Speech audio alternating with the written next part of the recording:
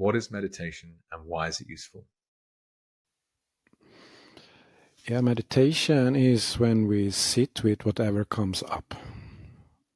So we come into a space where we don't push away problems, we don't push away emotions, thoughts. We just let everything melt. Because when we are stressed, when we are busy, we're pushing away things. And then when we meditate, we turn this around. And when we do that, we come to a point where we just find peace inside. Because it's as long as we try to push things away, they will always come back. So the only way to sort of neutralize them is to really feel them, because it's old traumas, it's old pain that wants to be healed. So we meditate, and then we heal this old pain.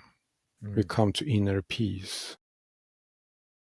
And that's very useful, because then we can act in the world not from the fear and from the pain, but we can act from peace and clarity.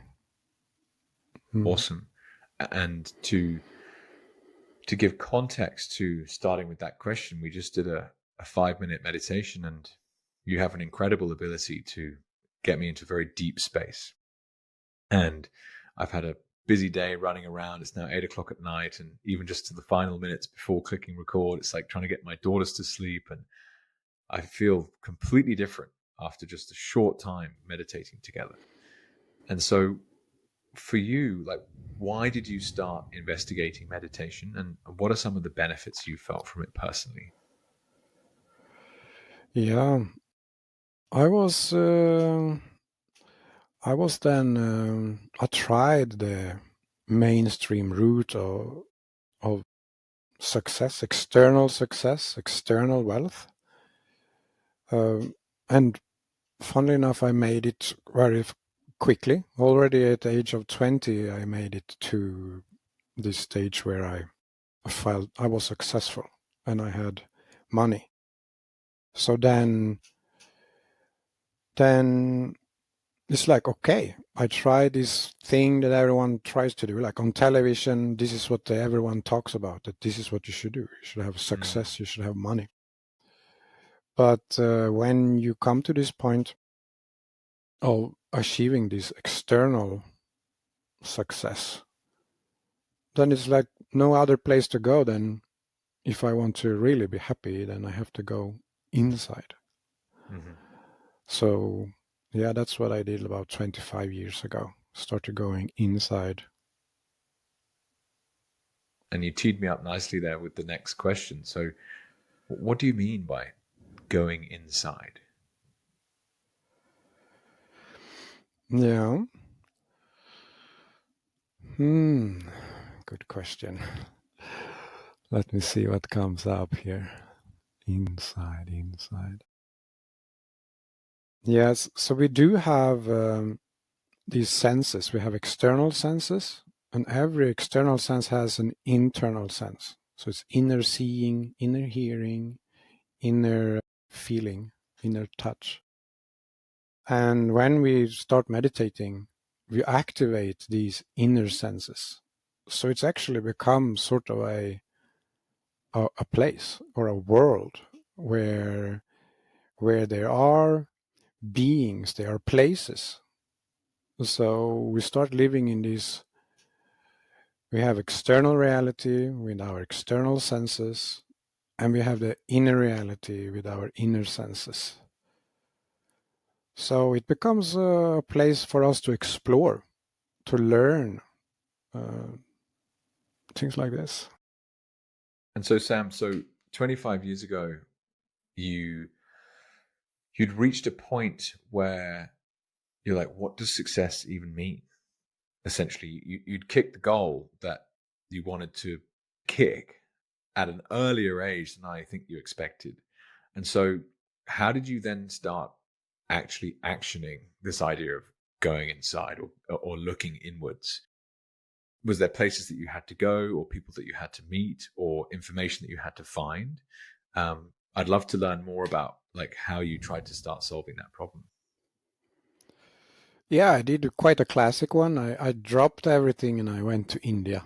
India is famous for being the place of meditation and surrendering to the universe, which is just instead of trying to go towards these goals, like I want to be that, I want to earn that, I want to have that, then it's just, okay, let's just go with the flow and just see what comes up.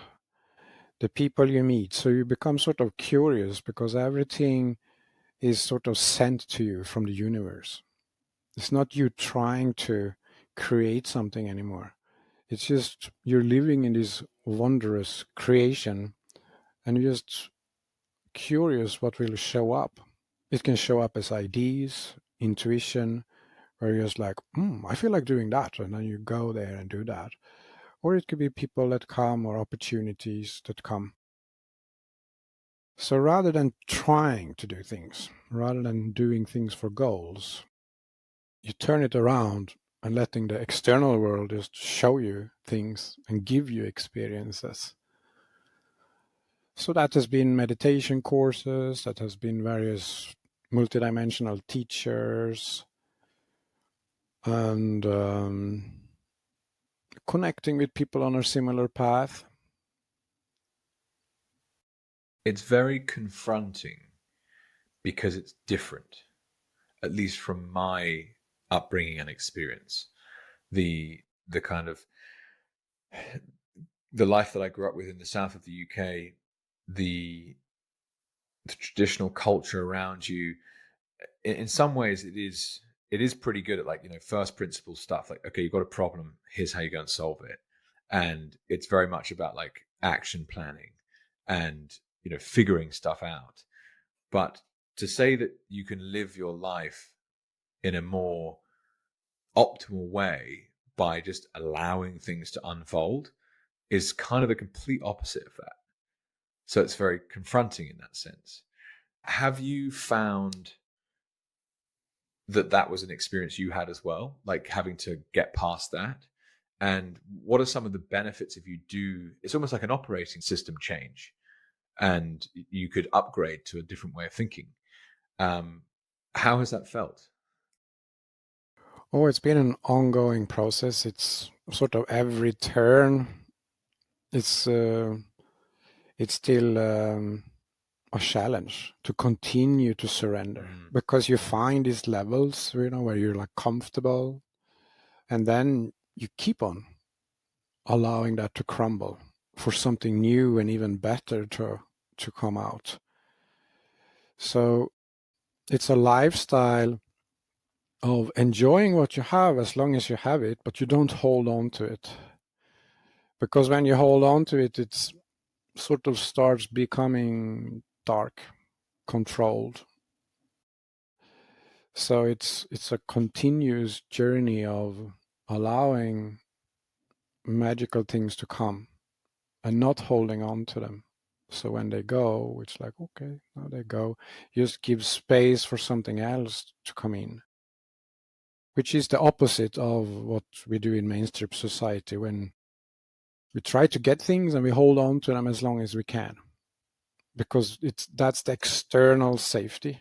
You feel safe because you have this and you have that and you have that. But when we surrender to the universe, the safety is then moved to this belief or trust. Trust that God created this as a place for us to just discover our own potential. So it's not something we need to survive or we need to fight.